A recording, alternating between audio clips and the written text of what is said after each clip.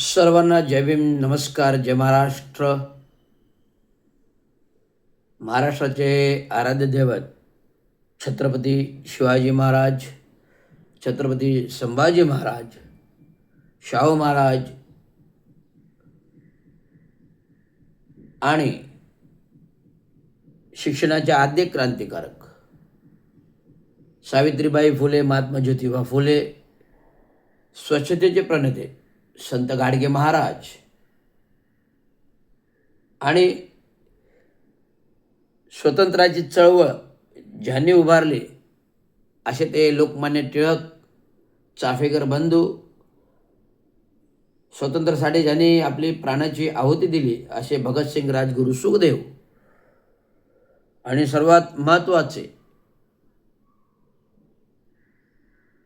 देशाला स्वातंत्र्य मिळाल्यानंतर देशाचं स्वातंत्र्य अबाधित राखण्यासाठी, मजबूत करण्यासाठी जे आर्थिक ध्येय धोरणं प्रॉब्लेम ऑफ रुपीज ग्रंथ देशाला दिला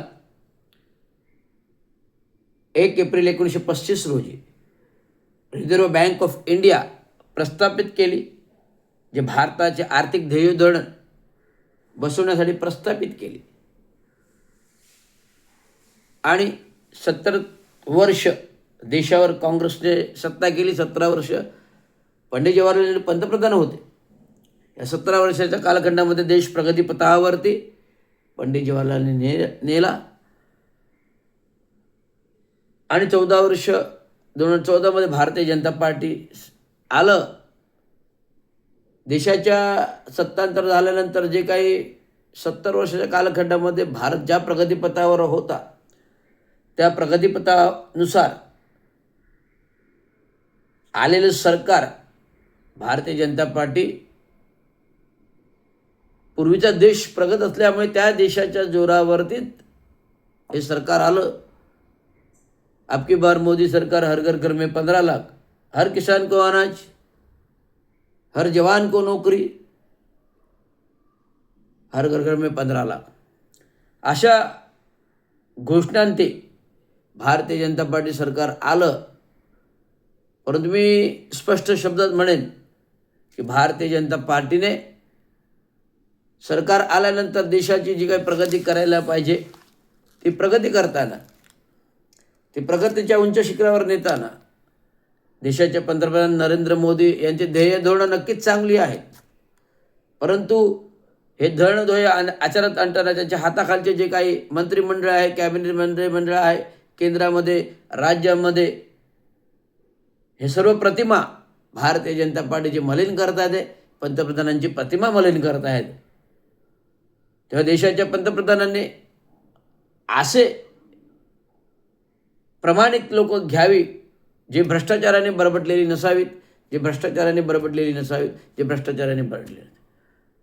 केंद्रामध्ये म्हणा किंवा राज्यामध्ये म्हणा असे राजकीय नेते आहेत की स्वतःचा स्वाभिमान, स्वतःचा प्रामाणिकपणा अजूनही जपलेले आहेत.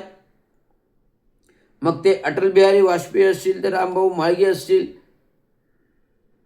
मोरारजी देसाई असतील, त्या काळापासून 78-79चा काळ, इंदिरा गांधीचा काळ, आलेली जनता पार्टीचं सरकारचं काळ, प्रामाणिक नेते, राष्ट्रीय नेते होत ना. जयप्रकाश नारायण असतील, मोरारजी देसाई असतील, VP सिंग असतील, चंद्रशेखर असतील, जगजीवन राम असतील,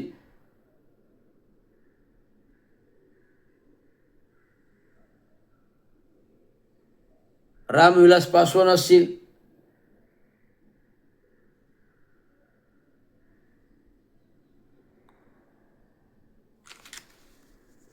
आणि बहुजन पक्षाचे काशीराम असतील. काशीरामने बहुजनांना उचलून घेतलं. आता नुकतीच काशीरामची जयंती झाली. त्या कार्यकाळापासून दिवंगत काम करण्याचे चांगू शिंदे या फळीमध्ये कार्यरत होते, काम करत राहिले, काम करत आले. रामभाऊंचा विजय, रामभाऊ म्हाळगींचा विजय आम्ही डोळ्याने पाहिलेला आहे. वडील पहाटे 4 वाजता जनता पार्टीच्या कार्यालयावरती, आणि मी त्यांचा बोट धरून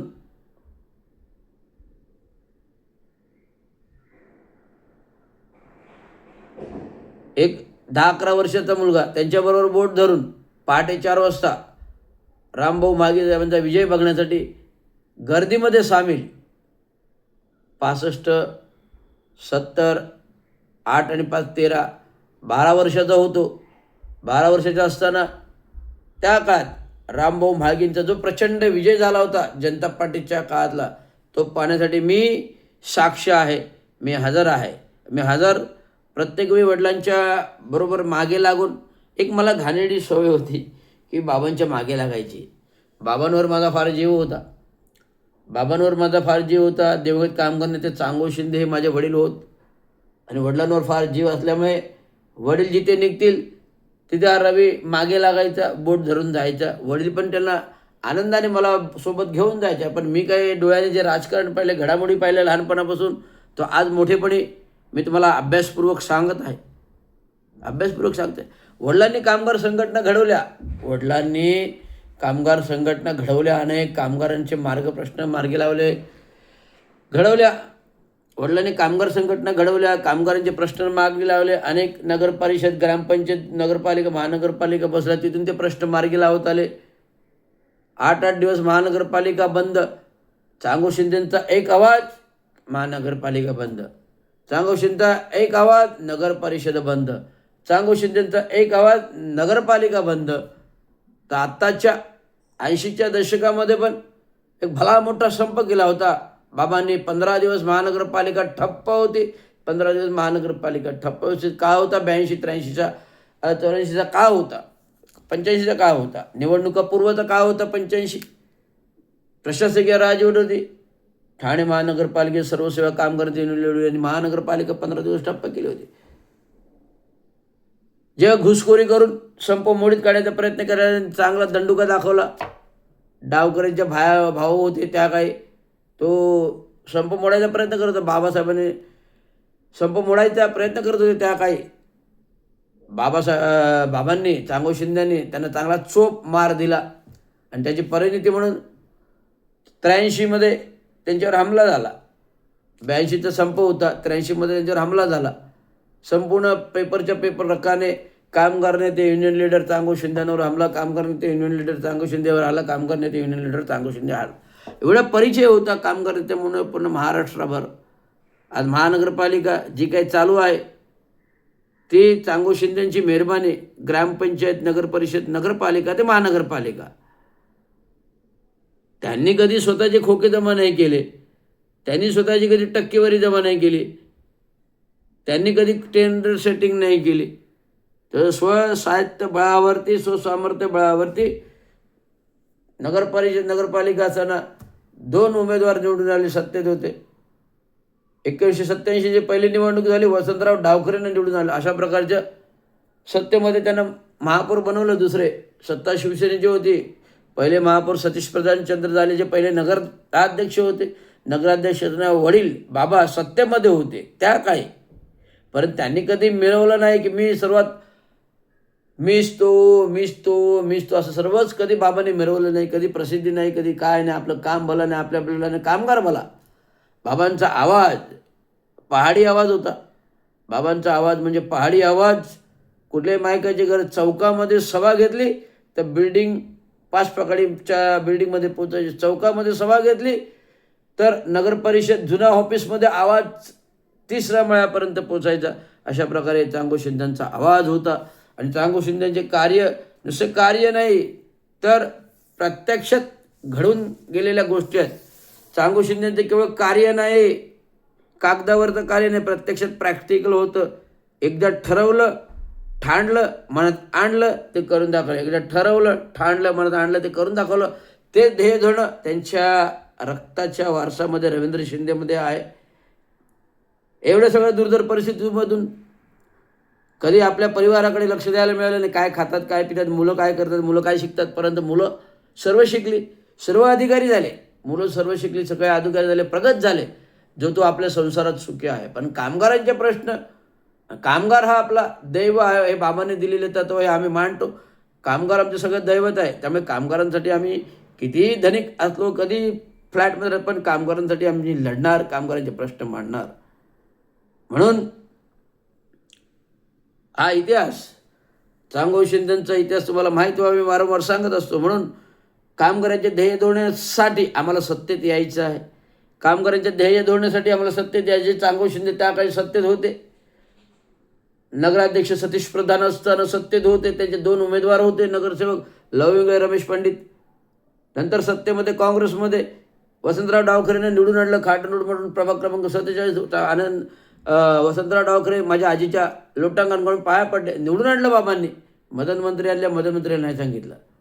आम्ही शिवसेनेला कधीच पाठिंबा दिलेला नाही. बाबा 92ला उभे राहिले होते, पण बाबांबरोबर राजकारण केलं. ज्या वसंतराव डावखरेंनी निवडून आणलं त्याच वसंतराव डावखरेंनी चांगो शिंदेंना पाडण्याची खेळी केली. राजकारणात हे सगळं चालतं, पण वडील खचले नाहीत कधी. वडील खचले नाहीत कधी. परिस्थिती नसताना निवडणुका लढणं कोणाच्या हयातीत नाही, बापामध्ये नाही हिंमत.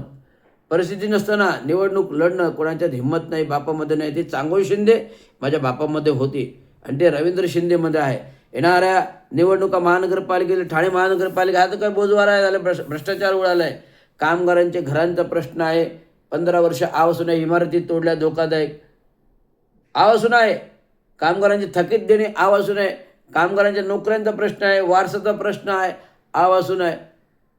हे संपूर्ण प्रश्न घेऊन महाराष्ट्र म्युनिसिपल कर्मचारीच्या बॅनरवर आम्ही स्वतंत्र मजूर पक्ष स्थापना डॉक्टर बाबासाहेब आंबेडकर 1936, तो नव्याने 15 ऑगस्ट 1936 स्थापना डॉक्टर बाबासाहेब आंबेडकर, तोच पक्ष 15 ऑगस्ट 2025ला, तोच पक्ष 15 ऑगस्ट 2025ला पुनर्स्थापित केला. आणि निवडणुका आता आम्ही लढणार 131 जागेवरती, परंतु BJP बरोबर समोपचाराने लढणार. BJP बरोबर समोपचाराने, कारण आम्हाला सत्तेत यायचं आहे. सत्तेमध्ये कामगारांचे प्रश्न मांडायचे आहेत. सत्ता असल्याशिवाय कामगारांचे प्रश्न सुटत नाही, कारण कामगारांच्या प्रश्नाकडे कुठलाच राजकीय नेता लक्ष देत नाही. परंतु कामगार मित्र म्हणून संजय केळकर, कामगार मित्र म्हणून विधानसभा आमदार, कामगारांच्या प्रश्नासाठी जो काही सहकार्य केलं मित्र म्हणून, त्यांनी विधानसभेमध्ये प्रश्न मांडले. म्हणून महाराष्ट्र म्युनिसिपल कर्मचारी युनियन भारतीय जनता पार्टीच्या सहकार्याने सत्तेत निवडणुकीत लढणार. 131 जागेवर उमेदवार निवडून ठरणार. जर समोपचाराने जागा दिल्या तर आम्ही कमीत कमी 25 ते 50 जागा लढू, असा माझा आत्मविश्वास, सन्मान आहे, हे मला ठाम सांगतो. त्यामुळे येणाऱ्या निवडणुकीमध्ये आम्ही लवकरच बैठका घेऊन पक्षाचे ध्येय धोरणे, महाराष्ट्र म्युनिसिपल कर्मचारी युनियनचे ध्येय धोरणे, पक्षाचे ध्येय धोरणे ठरवणार आणि निवडणुका महापालिका लढणार आणि भ्रष्टाचार मिटून काढणार, एवढंच सांगतो. भ्रष्टाचार कम करो, जनता आई है, खुर्सी खाली करो, जनता आई है, भ्रष्टाचार कम करो, जनता आई है. म्हणून लवकरच कामगार मित्र विधानसभा आमदार संजय केळकर यांच्या मार्गदर्शनाखाली महाराष्ट्र म्युनिसिपल कर्मचारी युनियन, स्वतंत्र मजूर पक्ष लवकरच निवडणुकामध्ये आपले दंड ठोकटून उभा आहे, एवढं सांगायचं. धन्यवाद. जय भीम, जय महाराष्ट्र, जय हिंद, जय भारत.